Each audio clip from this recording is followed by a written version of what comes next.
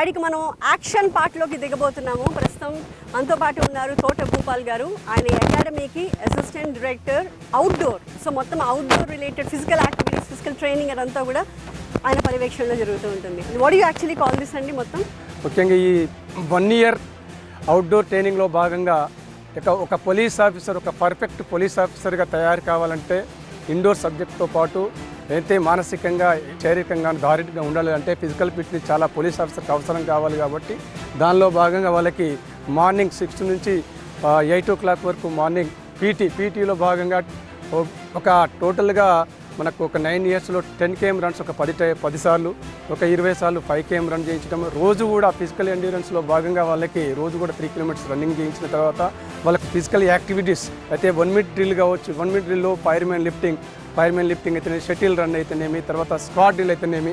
దానివల్ల ఏమవుతుంది, physical fitness level పెరుగుతాయి పోలీసు. ఎందుకంటే రానున్న కాలంలో వాళ్ళు ఒక 30 years సర్వీస్ ప్రజాసేవ చేయాలి. కాబట్టి దానికి తట్టుకొని ఉండాలంటే వివిధ బందోబస్తు డ్యూటీలో ఉంటారు, విఐపి బందోబస్తులు ఉంటారు, వివిఐపి బందోబస్తులు డ్యూటీ ఉంటారు, ఎజిటేషన్ డ్యూటీలో ఉంటారు.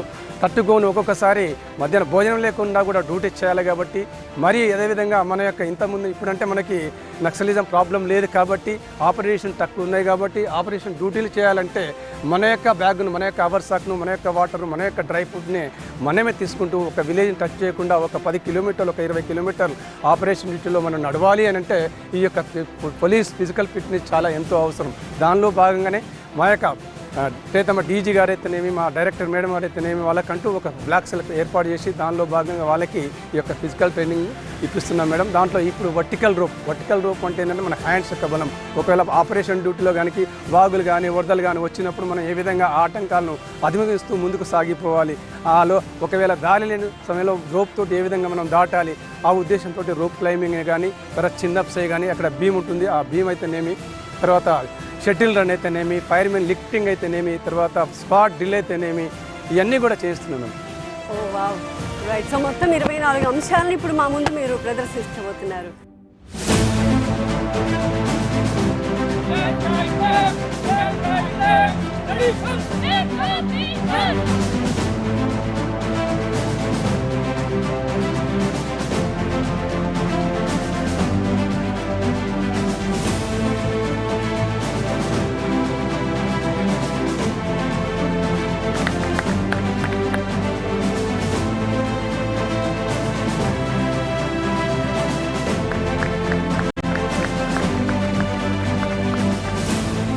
సార్ ఇది BOS సార్,